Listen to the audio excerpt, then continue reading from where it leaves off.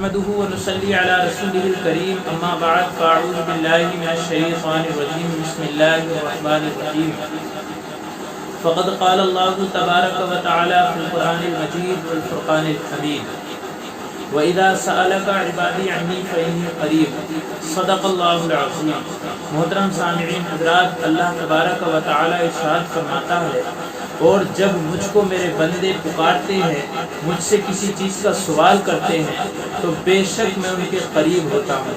فَإِنِّي قریب، بے شک میں ان کے قریب ہوتا ہوں۔ تو رب تبارک و تعالی اپنے بندوں کے بے حد قریب ہوتا ہے۔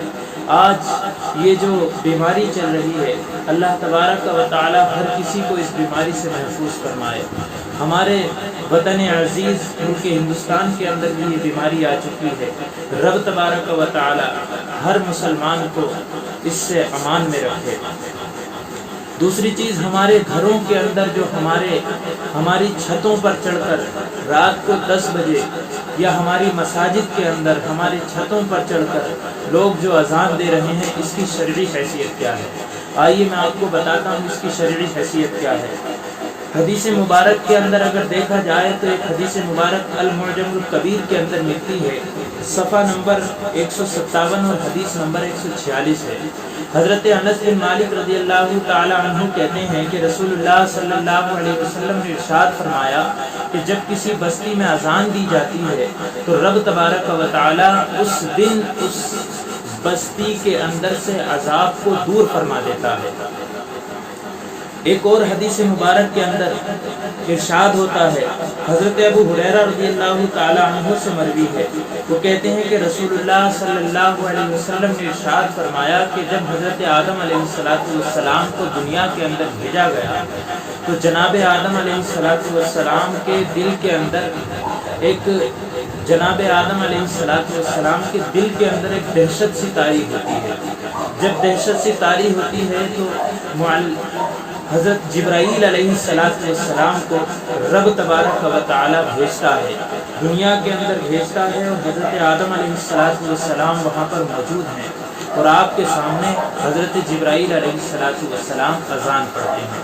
تیسری حدیث مبارک کے اندر حضرت علی کرم اللہ وجہہ الکریم مولا کائنات سے روایت ہے، وہ کہتے ہیں کہ رسول اللہ صلی اللہ علیہ وسلم نے ایک مرتبہ مجھے دکھی پایا، یعنی میرے چہرے پر کچھ غم کے آثار نظر آ رہے تھے۔ سرکار دو عالم علیہ السلام نے ارشاد فرمایا، اے علی میں تجھ کو غمگین دیکھ رہا ہوں، لہذا حضرت علی رضی اللہ تعالیٰ عنہ سے فرمایا کہ اے علی تم اپنے کان میں اذان پڑھواؤ، کیونکہ اذان سے اللہ تبارک و تعالی بہت سی آفات کو دور کر دیا کرتا ہے۔